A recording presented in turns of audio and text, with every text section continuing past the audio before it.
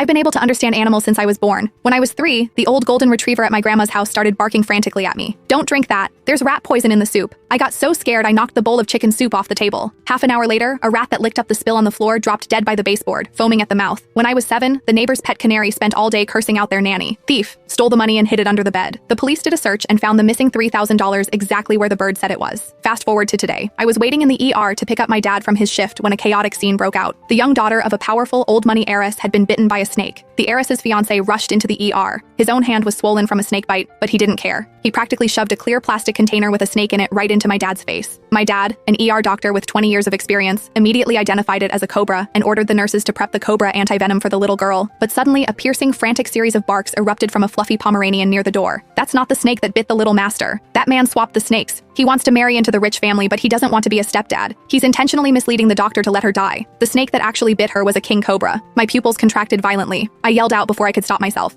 Dad, stop. You can't just give her cobra antivenom. You need to give her banded crate antivenom too. The entire emergency room froze and stared at me. My dad looked utterly confused. Leo, a cobra bite only requires one type of antivenom. We don't need the banded crate serum. I took a step forward. But what if the snake that bit her wasn't this one? What if it was a king cobra? The moment the words left my mouth, the man claiming to be the heiress's fiancé went completely pale. That was all the confirmation I needed. The Pomeranian was telling the truth. This guy had swapped the snakes. I looked at my dad, keeping my voice steady. Dad, you know a king cobra bite delivers both neurotoxins and cytotoxins simultaneously. A single antivenom isn't going to be enough. My dad was a veteran of the ER. He was sharper than most. Hearing me lay it out like that, his expression shifted. But her current symptoms align perfectly with a standard cobra bite, and the family brought the specimen right here. He's full of crap. The Pomeranian was jumping up and down in a panic, wagging its tail so hard it looked like a helicopter blade. Adam intentionally sent the nanny away and had someone release a king cobra through the garden fence. After the little master was bitten, he let the king cobra escape, pulled out this regular cobra he had prepared beforehand and let it bite his own hand. If the doctor only gives her one antivenom, she is going to die, and then the mistress will definitely make the doctor take the fall for it. I sucked in a sharp breath. This guy was pure evil. He wasn't just trying to murder a little kid, he was setting my dad up to take the blame for medical malpractice. Before I could say another word, Adam, who had just finished receiving his own dose of antivenom, lashed out. Who the hell are you? Do you know spouting nonsense in an ER can kill someone? The tear tracks on his face were still wet, but his eyes were sharp and vicious. I'm warning you, this is the granddaughter of the Sterling family.